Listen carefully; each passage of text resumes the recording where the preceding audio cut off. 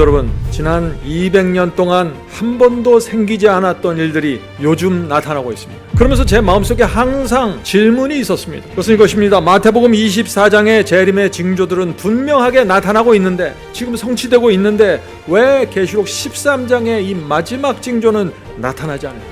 그런데 놀라운 것은요, 트럼프 대통령이 올라오면서 이 퍼즐이 맞춰져 가고 있다는 것입니다. 미국에서 종교법이 세워지고 있다.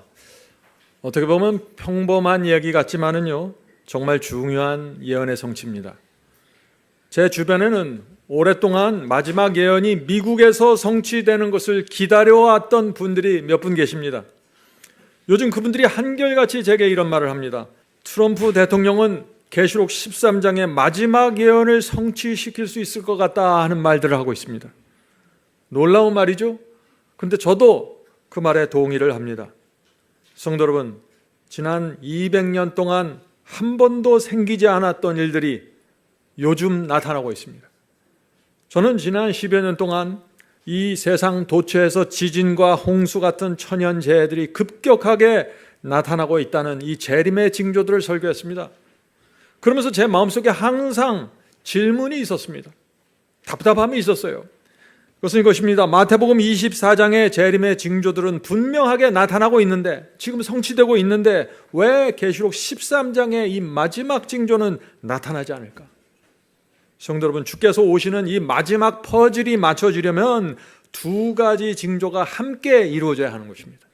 두 가지가 뭔가? 첫째, 예수께서 마태복음 24장에서 예언하신 그 큰 규모의 재난과 홍수와 지진이 일어나야 됩니다. 그런데 이 징조들은요, 지구의 온도가 1.5도 올라가면서 분명하게 나타나고 있는 것입니다. 누구도 부인하지 않습니다. 하늘과 땅과 바다의 온도가 올라가고 극지방이 녹아내리고 있습니다. 자, 그런데 이 두 번째가 중요합니다. 둘째는 뭐냐면 요한계시록 13장에 짐승의 우상이 세워져야 합니다. 이 첫 번째와 두 번째, 이 두 가지가 동시에 함께 이루어지는 것이 예언의 마지막 퍼즐입니다. 자, 그런데 놀라운 것은요, 트럼프 대통령이 올라오면서 이 퍼즐이 맞춰져 가고 있다는 것입니다. 그래서 오늘 제가 이 설교를 드리는 것입니다. 마지막 징후가 나타나는 것입니다. 성도 여러분, 재림은 종말론이 아닙니다. 그런 생각은 다 버리셔야 됩니다. 재림은 신랑이 온다는 소식이에요. 주께서 곧 오신다는 소식은 성도들에게 소망과 큰 기쁨을 주는 말씀일 수밖에 없는 것입니다.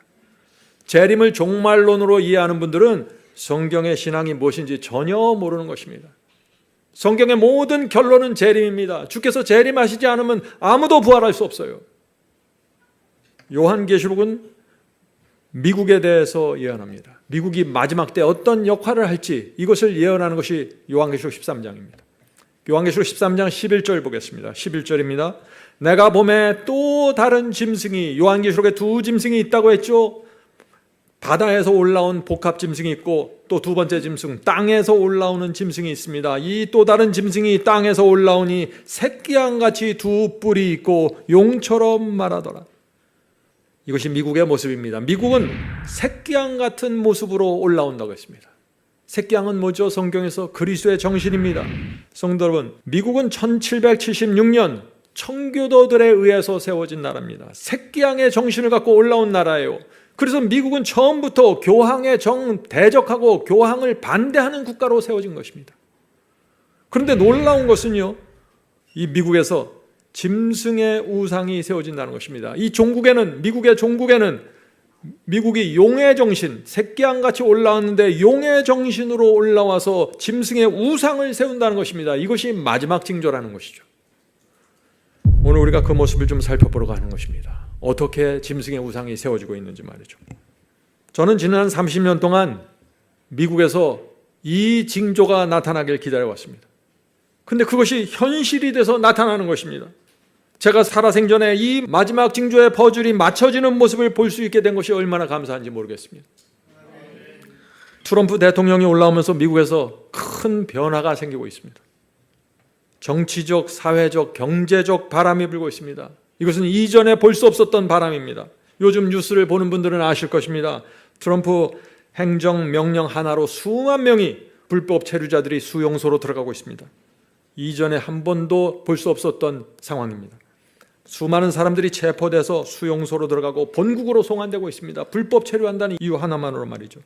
요즘 뉴스를 보면 두렵습니다. 미국이 점점 무서운 모습으로 변해가고 있는 것입니다.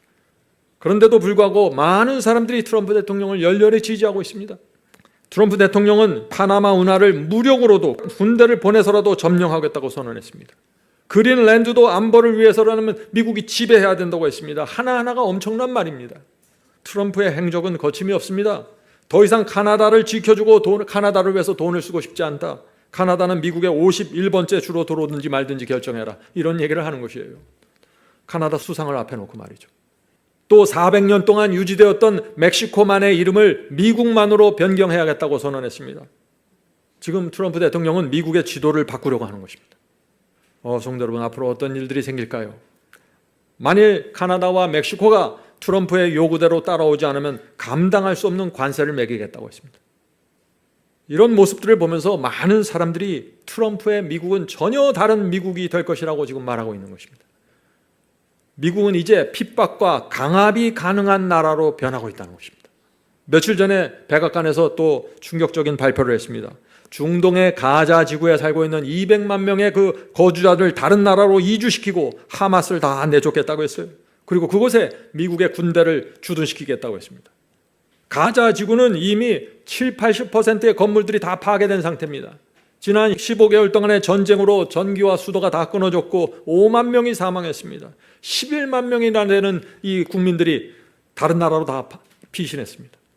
이 트럼프 대통령이 그 황폐하게 된 가자 지구를 보면서 전체를 다시 밀어버리고 아름다운 해변 휴양지로 리조트로 개발하겠다고 발표한 것입니다. 온 세상이 깜짝 놀랐습니다. 어디서 이런 기괴한 아이디어가 나오는지 말이죠. 성도 여러분, 트럼프가 전하려고 하는 메시지가 무엇입니까? 이제 미국은 필요하면은 군대를 움직여서라도 다른 나라를 점령하겠다고 선언하는 것입니다. 미국은 이제 말만 하지 않고 행동으로 옮긴다, 조심해라, 이 메시지를 주고 있는 것이에요. 누구에게 메시지를 줍니까? 세계에서 강대국이라고 자처하는 그런 나라들을 향해서 이 메시지를 던지고 있는 것이죠.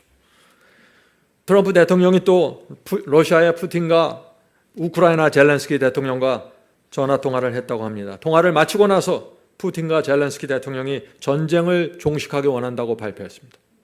결과가 어떻게 될지는 모르지만 남들이 하지 못한 것을 지금 하나하나 해나가고 있는 것입니다. 자기가 생각하는 대로 이 세상을 움직여가고 있습니다. 그래서 온 세상이 지금 트럼프를 주목하고 있는 것입니다. 성도 여러분, 지금 제가 무엇을 말합니까? 정치 얘기가 아닙니다. 트럼프의 미국은 요한계시록의 마지막 예언을 성취시킬 수 있는 강력한 나라로 지금 변해가고 있다는 것을 지금 제가 말씀드리는 것입니다. 미국은 강요하고 핍박할 수 있는 나라를 향해 가고 있다 하는 것이죠. 거침없는 행보가 나타나고 있습니다. 미국이 원하는 대로 움직이지 않는다고 해서 세계 기구들에서 지금 탈퇴를 하겠다고 선언했죠. 이렇게 되면 유엔의 세계보건기구와 질병센터는 자금이 없어서 큰 문제에 빠지게 됩니다. 그럼에도 불구하고 선언해버리는 것입니다. 이 트럼프 대통령의 이 방식은 아주 독특합니다. 상대방이 100을 기대하고 있을 때 500, 1000을 던져요. 그래서 상대방을 공포 속으로 밀어놓고 협상을 하는 것입니다. 그래서 많은 나라들이 다 알아서 미리미리 낮게 지금 들어가고 있는 것입니다. 트럼프 일기 때에는요, 많은 미국인들이 트럼프에 대해서 의문을 가졌어요. 어떻게 저런 사람이 있어? 상대할 사람이 아니네. 이런 식으로 생각했습니다. 그런데 트럼프가 두 번째 당선하면서 사람들의 생각이 크게 달라지기 시작했다는 것입니다. 트럼프의 저런 방법이 통하는구나. 저렇게 하니까 해결되는구나. 트럼프가 미국을 위해서 뭔가 위대한 것을 만들어낼 수도 있겠구나. 기대하고 있는 것입니다. 자, 질문드리죠. 자, 그렇다면 우리 그리스도인들이 미국에서 일어나는 변화에서 가장 주목해야 될 것이 무엇일까요? 이 질문이 오늘 제가 던지고 싶은 질문이죠. 미국에서 종교법이 세워지고 있다는 것입니다. 이것이 가장 큰 변화입니다. 요한계시록의 관점에서 볼 때 우리는 여기에 주목해야 된다는 것입니다. 오랫동안 우리 교인들은 이런 질문을 했습니다. 미국은 자유민주주의 국가인데 미국에서 정말 양심을 억압하고 핍박을 일으키는 그 짐승의 우상이 종교법이 세워질 수 있을까? 이 질문을 해왔던 것입니다. 오늘 말씀을 통해서 답을 얻게 되길 제가 바랍니다. 자, 질문드리죠. 트럼프 대통령이 정말 종교법을 세우려고 할까요? 미국을 강력한 기독교 국가로 만들려고 할까요? 트럼프 대통령이. 그렇습니다. 트럼프 대통령은요, 이 점에 있어서 역대 어떤 미국 대통령보다도 강력합니다. 신문과 뉴스에서 계속해서 그런 뉴스가 나옵니다. 신문 제목들을 보세요. 트럼프 하나님 없었으면 미국 역사도 없다. 기독교 색채가 드러나고 있다. 지금 이런 뉴스들이 나오고 있죠. 트럼프 대통령이 이렇게 선언했습니다. 하나님이 없었다면 미국 역사도 없었을 것이라며 반기독교적인 편견과 차별을 박멸해서 미국을 하나님 아래 하나의 국가로 통합하겠다. 엄청난 얘기를 하는 것입니다. 미국은 1776년에 하나님에 의해서 건국되었다고 믿는 것입니다. 그래서 반드시 이 미국은 기독교 국가의 정체성을 유지해야 되고 기독교 아래서 국가가 통합되어야 한다라고 지금 선언하고 있는 것입니다. 그래서 트럼프 대통령이 취임하는 그날부터 성경에 반하는 모든 것들을 무너뜨리게로 사인을 했죠. 행정명령을 내렸죠. 동성연애 금지하고 범죄를 강력하게 대처하고 마약을 금지하겠다. 카나다와 이 멕시코의 국경을 차단하겠다고 선언하는 것입니다. 또 얼마 전 백악관은요, 대통령 직속으로 종교자유위원회를 신설하고 트럼프 가족의 예배를 인도하는 폴라 화이트 목사를 그 목사를 위해서 신앙실, 페이스 오피스라고 해요. 신앙실을 세우겠다고 발표했습니다. 지금 백악관은 굉장히 기독교적으로 되어 있습니다. 또 트럼프는 말했습니다. 미국에서 반기독교적인 폭력 행위가 나타나면은 고소하겠다. 고소를 위해서 팀을 만들겠다. 법무부에 이것을 행정명령으로 내렸어요.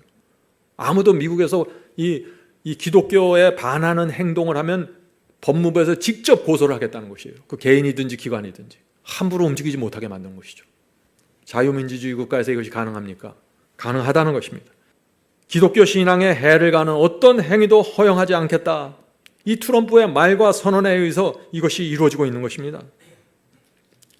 이것이 무서운 것입니까? 이런 모습이 무서운 것이에요? 무서운 것입니다. 왜 그럴까요? 성도 여러분, 이슬람 국가가 무섭습니까? 왜 무섭습니까? 이슬람을 반대하는 사람들에게 강력한 핍박과 형벌을 가하기 때문이죠. 기독교국이나 이슬람국이나 다른 게 없어요. 종교법으로 운영되는 것입니다.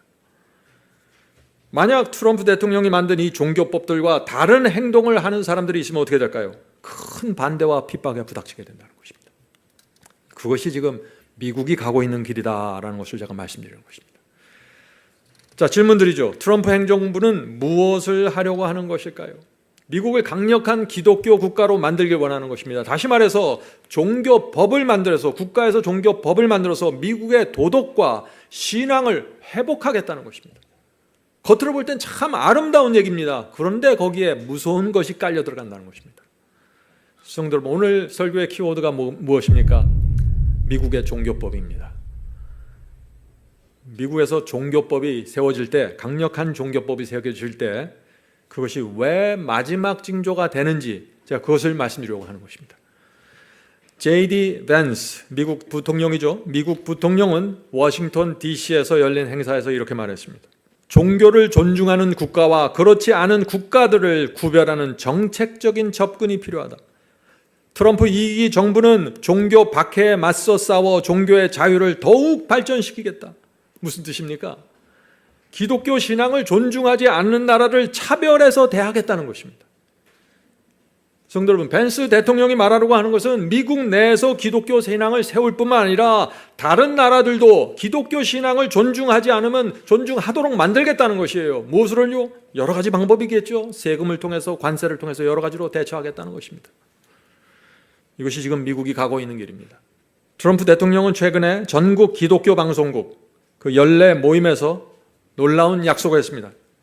만약 내가 다시 대통령이 된다면, 지금 트럼프는 재선이죠. 3선을 말하는 것입니다. 내가 다시 대통령이 된다면 그리스도인들을 위해서 대통령 권력을 이전에 한 번도 사용하지 않았던 수준으로 사용하게 될 것입니다. 나를 한 번 더 찍어달라는 것입니다. 내가 이 나라를 완전한 기독교 국가로 세우겠다고 지금 약속하고 있는 것입니다. 이 트럼프의 어록을 보면은요, 미국이 어디를 향해 가고 있는지가 잘 나타납니다. 2024년 6월입니다. 학교 교실에 10계명을 걸면 안 된다고 말하는 사람들이 있다. 미친 세상이다. 그건 완전히 미친 생각이라는 것입니다. 2024년 2월 급진 좌파는 그리스도의 십자가를 허물고 사회 정의의 깃발로 덮으려고 한다.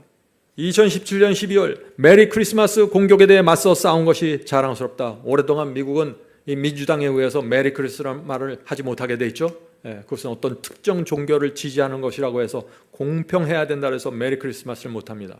근데 이제 마음대로 메리 크리스마스를 하게 만들었다 이거예요. 이것이 내 자랑거리다 하는 것이죠. 자, 질문 드립니다. 이 시대에 그리스도인들이 반드시 해야 할 성경 연구가 무엇일까요? 성경 연구가 무엇입니까? 요한계시록입니다. 특별히 요한계시록 13장에 나타난 미국에 대한 예언은 여러분들이 반드시 해야 됩니다. 그 예언을 모르면 마지막 시대 이 세상이 어디를 향해 가고 있는지 도무지 알 수가 없는 것입니다. 바이블 칼리지에 오셔서 꼭 공부하시길 바랍니다. 자, 지금부터 200년 전에 기록된 예언 해석을 보겠습니다. 200년 전에 요한계시록 13장에 대한 해석이 있었습니다. 제가 그 해석을 지금 읽어드리려고 하는데 왜 그런가? 200년 전에 기록되었는데 그것이 지난 200년을 통해서 정확하게 성취되었고 지금 그것이 꽃을 피우고 있다고 지금 제가 말씀드리려고 하는 것입니다. 자, 들어보시기 바라요. Great Controversy 578부터 580페이지입니다. 요한계시록 13장의 예언은 새끼양같이 두 뿔이 가진 짐승으로 표현된 세력이 미국을 말한 거죠. 두 뿔 가진 새끼양 같은 짐승 미국입니다. 땅과 땅에 거하는 자들로 표범과 비슷한 짐승으로 표상된 교황권을 경배하게 될 것이라고 말한다. 자, 무슨 뜻인가? 요한계시록에 두 짐승이 나오죠. 교황권을 표상하는 표범과 같은 복합 짐승을 말하는 것입니다. 그것이 첫 번째 짐승이고 두 번째 짐승은 땅에서 올라온 어린 양 같은 짐승. 이 두 짐승이 연합하게 된다. 이것이 요한계시록 13장의 메시지죠. 이 두 짐승에 의해서 마지막 환란이 온다. 짐승의 환란이 온다. 이것이 요한계시록 13장입니다. 자, 계속해서 읽어보죠. 새끼양 같은 미국은 땅에 거하는 자들에게 짐승을 위하여 교황을 위하여 우상을 만들라 할 것이며 더욱이 짐승의 우상에게 경배하지 아니하는 자는 몇이든지 다 죽이게 하더라. 저가 모든 자 곧 작은 자나 큰 자나 부자나 빈궁한 자나 자유한 자들로 종들로 그 오른손이나 이마에 표를 받게 하라는 명령할 것이다. 자, 분명하죠. 마지막 환란의 중심에 미국과 교황이 있다는 것입니다. 첫째 짐승과 둘째 짐승 말이죠. 성도 여러분, 이 새끼양 같은 미국이 용의 정신을 드러내고 미국에서 종교법을 세우면 이것이 결국 어디까지 간다는 것이에요? 어디까지 갑니까? 몇이든지 다 죽이게 하더라. 거기까지 간다는 것입니다. 이것이 요한계시록 13장이에요. 그러므로 우리는 이 미국에서 종교법이 세워지는 그 모습을 잘 살펴봐야 한다는 것이죠. 자, 계속해서 읽겠습니다. 본문입니다. 새끼양같이 두 뿔이 있는 짐승으로 표성된 세력은 북미 합중국이다. 그리고 이 예언은 천주교회가 그의 재상권에 대한 특별한 표로 미국이 강요하게 될 때 성취될 것이다. 그러나 미국뿐만 아니라 모든 나라가 교황에게 경의를 표할 것이다. 예언은 짐승의 세력이 다시 회복될 것을 알려준다. 요한계시록 13장 3절입니다. 그의 머리가 짐승의 머리 하나가 상하여 죽게 된 것 같으니, 자, 중세기가 끝날 무렵 1260년이 끝나면서 1798년에 나폴레옹 혁명군에 의해서 누가 죽었어요? 교황 피우스 6세가 죽임을 당했습니다. 교황의 권세가 소멸되는 것처럼 보였습니다. 바티칸의 땅과 재산이 다 빼앗겼습니다. 완전히 죽은 것처럼 보였어요. 그런데 그 죽게 되었던 상처가 나음에 온 땅이 이상히 여겨 짐승을 따르고 죽게 되었다고 다들 생각했어요. 이제 다시는 천주교회는 올라오지 못한다고 생각했던 것입니다. 그런데 이것이 다시 올라온다는 것입니다. 그 예언이 지금 이루어졌다는 것이죠. 계속해서 읽겠습니다. 이 예언에서 짐승이 치명적인 상처를 받는 타격은 1798년에 발생한 교황권의 몰락을 가리킨다. 그리고 선지자 요한은 그 죽게 되었던 상처가 나음에 온 땅이 이상히 여기어 짐승을 따르더라 라고 말한다. 또한 바울은, 자, 이것에 대해서 바울은 이렇게 예언한다 이것이요. 또한 바울은 그 불법한 자가 그리스도께서 재림하실 때까지 존재할 것이라고 말한다. 성도 여러분, 이 교황에 대한 예언이 성취되었습니까? 정확하게 성취되었습니다. 중세기 암흑기의 교황의 권세는 완전하게 몰락된 것처럼 보였습니다. 그런데 다시 온 세상을 이끄는 권세로 회복된 것입니다. 바울은 그것을 가리켜서 이 불법한 자 교황의 권세가 예수께서 재림하실 때까지 끝까지 이어질 것이라고 말하고 있는 것이에요. 그래서 미국과 연합해서 마지막 환란의 주역으로 나서게 될 것이다. 이것을 얘기하는 것입니다. 자, 계속해서 본문 읽겠습니다. 짐승은 바로 종말까지 기만하는 역사를 계속할 것이다. 또한 요한계시록 저자 요한은 교황권에 대하여 언급하면서 이렇게 예언했다. 계시록 13장 8절.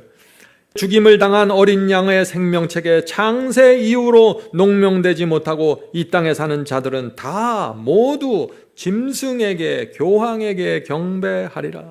19세기 중엽부터 미국의 예언서 연구자들은 이 예언 해석을 세상에 발표해왔다. 제가 앞에서 말씀드렸죠. 19세기 중엽부터 이 예언 해석이 온 세상에 나가기 시작한 것입니다. 200년 전부터 시작된 것입니다. 요한계시록 13장의 예언은 미국과 교황에 대한 예언 해석이라고 200년 전에 그 예언 해석이 시작되었고 발표되었다. 지금까지 놀랍게 성취되어 왔습니다. 이 예언이 발표될 때는요, 미국에서 교황은 인기 없는 사람이었어요. 미국 땅에 들어오지도 못했어요. 천주교인들이 핍박당하던 시대입니다.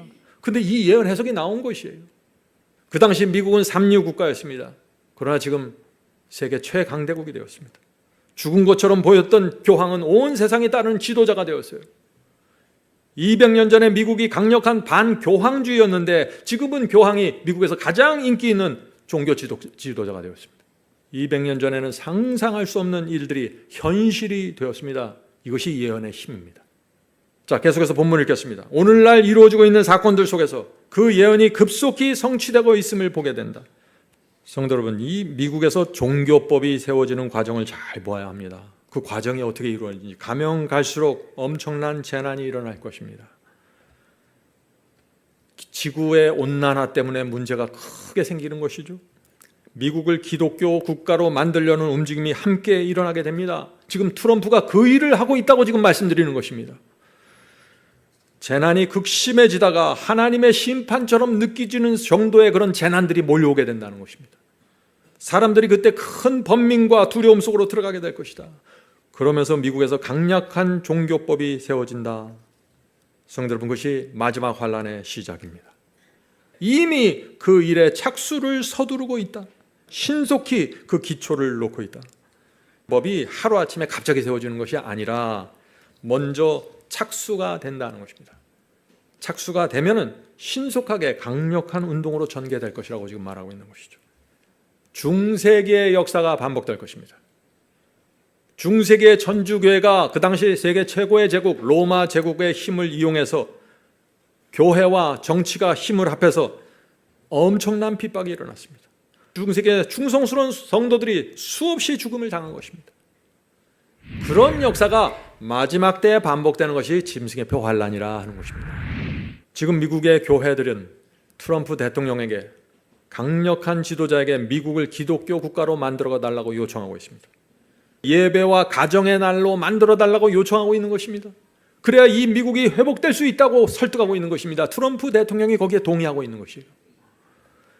자, 그래서 지금 트럼프를 지지하는 미국인들은요, 미국은 하나님이 선택한 국가이기 때문에 반드시 기독교 국가로 유지되어야 된다고 지금 주장하고 있는 것이죠. 그래서 미국의 정치, 사회, 교육 이런 면들에 다 기독교의 사상이 들어가서 강력한 영향을 미쳐야 한다고 지금 생각하고 있는 것입니다. 자, 성도 여러분, 중요한 포인트가 있습니다. 우리가 예언을 공부할 때 중요한 포인트. 짐승의 표가 강요되기 전에 먼저 짐승의 우상이 세워진다는 것입니다. 그래서 짐승의 우상이 세워지는 그것을 보면은 어떻게 해요? 아, 이제 짐승의 표가 강요될 것이구나. 이렇게 내다보고 예측할 수 있다는 것이죠. 자, 질문 드리죠. 짐승의 우상이 무엇입니까?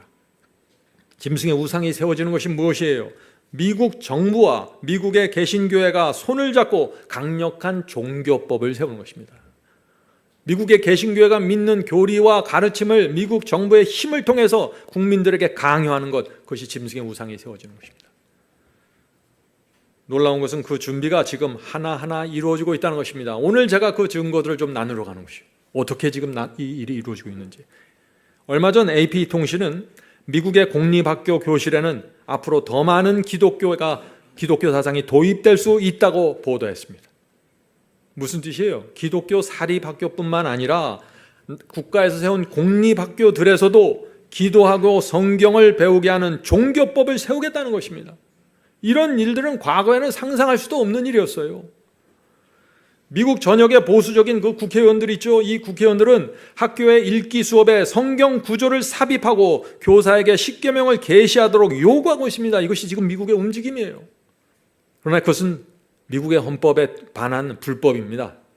왜냐하면 미국의 헌법은 정치와 종교는 분리되어야 한다고 선언했기 때문에.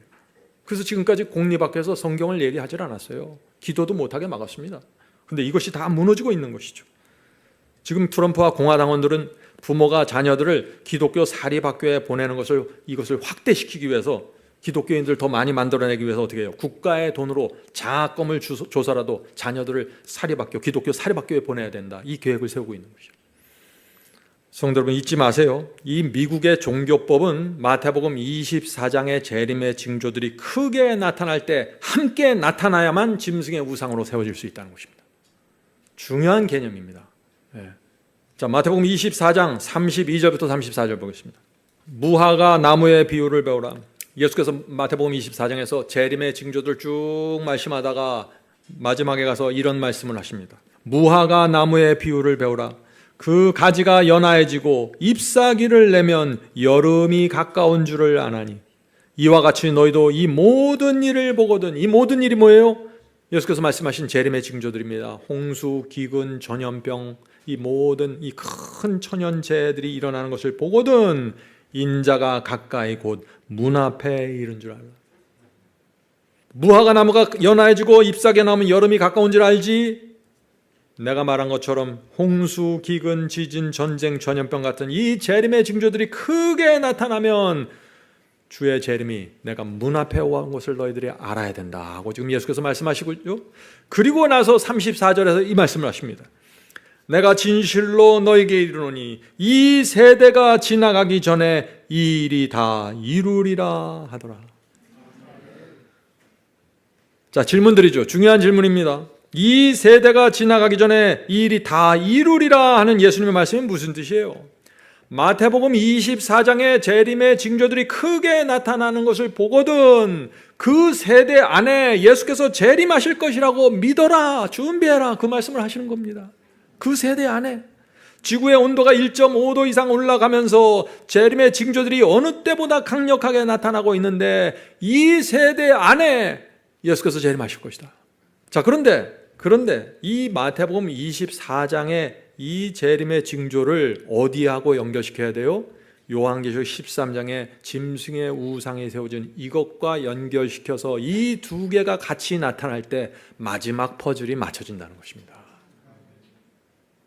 그래서 이런 설명이 되는 것이에요. 지구 온난화로 하늘과 땅과 바다에서 재림의 징조가 크게 나타나고 미국에서 강력한 종교법이 세우는 운동이 일어나면 그 세대 안에 예수께서 재림하신다. 성도 여러분, 그래서 제가 이 두 가지 예언이 함께 성취된 것을 바라보면서 기다려온 것입니다. 한 번도 이 설교를 제대로 속 시원하게 해보질 못했어요. 트럼프 대통령이 취임하기 이전에 제가 한 번 트럼프에 대한 설교를 했죠. 그러나 제가 다시 하는 이유는 대통령이 되고 나서 이 일이 강력하게 추진되는 현실을 보면서 이것은 심각하구나 제가 생각하게 된 것입니다. 놀라운 일들이 이루어지고 있습니다. 미국의 여러 주들에서 종교법이 통과되고 있습니다. 십계명이 세워지고 있어요. 신문의 제목들이 그것을 말해주고 있는 것입니다. 트럼프 행정부 교실에 더 많은 기독교 색채를 허용할 듯. 이 신문의 타이틀이에요. 얼마 전 루이지애나 주에서 공화당 의원들이 모든 공립학교 교실에 나는 너의 하나님 여호와이니 너는 다른 신을 섬기지 말라 하는 이 십계명을 계시하도록 하는 법안을 통과됐죠. 무슨 얘기예요? 공립학교 다니는 학생들에게 하나님 외에 다른 신 믿지 마, 이슬람 신도 믿지 말고 아무것도 믿지 마, 하나님만 믿어야 돼. 이것을 지금 얘기하고 있는 거예요. 종교법입니다. 또 공화당이 주도하는 17개 주의 법무장관들은 십계명 의무화를 지지하는 서한을 제출했습니다. 17개 주의 그 법무장관들이 십계명의 의무를 요구하는 그 서한을 보냈다 하는 것이죠. 종교법입니다. 계속해서 종교법을 세우고 있어요. 이것이 뭐예요? 마지막 징조의 퍼즐이 맞춰져가는 모습이라는 것입니다. 유타주 의원들은 십계명을 독립선언문이나 헌법과 같은 범주에 속하는 역사적인 문서로 지정하고 교실에 계시할 수 있도록 했습니다. 종교법이 세워졌습니다. 십계명을 미국인들이 가장 존경하는 그 수준의 법으로 딱 올려놓고 교실마다 다 붙여놔라. 이것을 요구하고 있는 것이에요. 다른 신은 들어오지 말라 이거예요. 하나님 외에 다른 신은 미국 땅에 들어오지 말라는 것이에요. 우리 기독교인들이 볼 때 좋죠. 근데 이슬람인들이 보면 어떨까요? 불교인들이 보면 어떨까요? 신앙을 국가의 법과 형벌로서 막겠다는 것이에요. 이것이 중세기에 일어난 핍박입니다. 천주교회가 로마 제국이 손을 잡고 그들이 원하는 교리 외에는 다 축출하고 핍박했어요. 텍사스에서는 작년 11월에 교육 당국이 언어와 성경을 결합한 커리큘럼을 승인했습니다. 놀라운 일이죠. 종교법이 세워지고 있는 것입니다. 오클라호마주에서는 주 교육감이 5학년부터 12학년까지 성경을 통합한 수업을 요구했습니다. 종교법이 세워지고 있는 것입니다. 다 어디든지 기회만 되면 다 성경을 넣으려고 하는 것이에요. 지금 저는 한 번도 미국 땅에서 이런 일이 생길 거라고는 생각하지 못했습니다. 언젠가는 생기겠지 하면서 기다렸지만 이것이 이렇게 현실로 나타날 줄은 몰랐어요. 그것도 아주 짧은 시간에 말이죠. 종교와 양심의 자유가 헌법으로 보장되어 있는 미국에서 양심의 자유를 없애고 양심을 강요하는 종교법들이 세워지고 있습니다. 그런데 아무도 이거에 대해서 감히 대항하지 못하고 있어요. 성도 여러분, 여자의 남은 자손이 놓치지 말아야 될 빛이 바로 이 빛입니다. 짐승의 우상이 세워지는 이 장면 말이죠. 왜요? 짐승의 우상이 세워지면 짐승의 표 환란이 온다는 결정적인 증거입니다. 자, 질문 드리죠. 국가가 기독교 신앙을 법으로 세우는 것은 좋은 것이 아닙니까? 국가가 나서서 기독교 신앙을 법으로 세우면 얼마나 좋습니까? 그 질문이죠. 그렇게 하면 사회가 안정되고 범죄가 줄어들 텐데, 도덕이 회복될 텐데 왜 그것을 사탄의 계략으로 봐야 합니까? 신앙을 국가의 법으로 강요하면 안 됩니다. 신앙은 자유의지입니다. 양심의 자유에 맡겨야 됩니다. 하나님께서 그렇게 하십니다. 자, 신앙을 국가의 법으로 강요하면 어떤 일이 생겨요? 큰 핍박이 일어납니다. 그래서 이슬람 국가에 핍박이 생기는 거예요. 국가가 정한 교리와 신앙을 거절하는 사람들은 양심의 자유를 잃어버리고 엄청난 고난에 들어가게 되죠. 그것이 중세기 암흑기입니다. 암흑기의 역사, 암흑기를 지배했던 짐승 교황, 1260년 동안 지배했던 그 교황이 다시 한번 세상 끝에 나타나서 다시 그 짐승의 권세를 회복하고 있는 것입니다. 트럼프와 미국 교회들은 예배와 가정의 날로 지키는 법을 만들려고 합니다. 문제가 무엇인지 아시겠죠, 여러분들? 생각해 보세요. 종교법이 세워지면 어떻게 될까요? 큰 핍박을 당하게 된다. 그것이 짐승의 표 환란의 시작점이 된다 하는 것입니다. 성도 여러분, 이해가 되십니까? 성도 여러분, 모든 재림의 징조들이 하나로 모아져 가고 있는 모습을 봐야 된다. 마태복음 24장과 요한계시록 13장이 지금 하나의 퍼즐로 맞춰지고 있는 이 모습, 이것이 마지막 징조입니다. 제가 그래서 오늘 설교를 나누고 있는 것입니다. 기록적인 재난과 홍수와 화재와 기근들이 나타나고 있습니다. 지구의 온도가 1.5도를 넘어갔어요. 그런데 이쯤에 트럼프 대통령이 올라오면서 강력한 종교법들이 나타나고 있는 것입니다. 짧은 시간 안에 말이죠. 강력한 기독교 국가로 미국이 나타나고 있다는 것이죠. 앞으로 어떤 일이 생길까요? 앞으로 점점 더 강력한 법들이 각 주에서 나타날 것입니다. 이것을 분별할 수 있는 지구상에 한 백성이 있는데 그들이 누구예요? 마지막 여자의 남은 자손입니다. 이들 외에는 이것을 분별할 수 있는 사람들이 없어요. 그래서 하나님께서 이들을 부르셔서 마지막 환란을 위한 한 백성으로 준비시키고 늦은 비 성령을 주시는 것입니다. Testimonies for the Church 5권 573입니다. 시간은 매우 짧다. 천사들은 내 바람을 붙들고 있으며 사탄은 진리 안에 완전히 서지 못한 각 사람을 이용하고 있다. 각 사람은 시험을 받게 될 것이다. 품성 가운데 모든 결함은 하나님의 영의 도움으로 극복되지 않으면 분명히 파멸의 수단이 될 것이다. 성도 여러분, 무슨 뜻입니까? 말씀과 성령께 굴복하는 성품이 아니면은 마지막 환란을 통과할 수 없다는 것이에요. 그래서 지금 준비하는 시간이다. 뭘 준비하는가? 성품을 준비한다는 것입니다. 성품이 무엇인가? 착하고 온유하고 겸손하고, 그것이 아니라 말씀과 성령께 굴복하는 성품을 말한다. 다니엘과 세 친구의 성품을 말하는 것입니다. 나는 우리의 백성들이 이전 어느 때보다 진리의 정신으로 강하게 되어야 할 필요가 있음을 느낀다.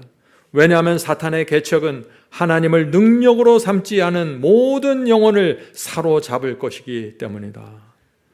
성도 여러분, 어떻게 생각하면 단순합니다. 진리 하나만을 들여다보고 이것이 성경의 말씀인가 확인하면서 돌다리를 건너시 그렇게 건너는 사람들은 하나님의 완전한 보호하심으로 들어가게 될 것입니다. 사탄은 그런 사람들을 미혹할 수가 없습니다. 그러므로 성도 여러분, 진리가 우리 마음 가장 높은 곳에 있어야 됩니다. 진리보다 세상을 높이면 세상 때문에 망하게 될 것입니다.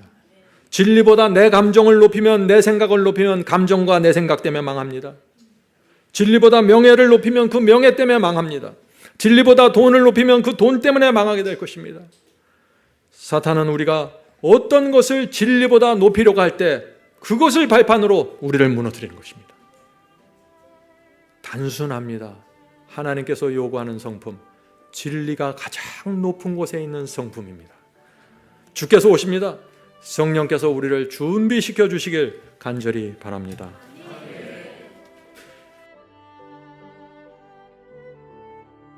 하늘에 계신 저희들의 아버지, 눈을 뜨게 해 주시옵소서. 진리를 정확하게 보게 도와주시옵소서. 진리 아래 굴복할 수 있도록 도와주시옵소서. 하나님의 말씀이 생명입니다. 말씀 밖에 나가서 누구도 살아남을 수가 없습니다. 주여, 말씀으로 저희를 보호하시고 인도해 주시옵소서. 우주를 창조하신 하나님께서 말씀으로 우리를 인도하실 때 또 그 하나님께서 손가락으로 십계명을 쓴 계명을 우리가 잘 존중하면서 따라갈 수 있도록 축복해 주시옵소서. 마지막 환란이 어떤 모습으로 오든지 진리 안에 거하는 자들이 살아남는다는 사실을 우리가 배울 수 있게 도와주시옵소서. 하늘에 계신 아버지, 이제 저희가 이 시간에 저희의 마음과 생애를 다시 주 앞에 드리길 소망합니다. 주여, 받아주시고 우리의 마음과 생애 속에 들어오셔서 역사하셔서 하나님의 뜻대로 사는 그리스도인 되게 축복해 주시옵소서. 이 모든 말씀 예수 그리스도의 이름으로 간절히 기도드립니다. 아멘.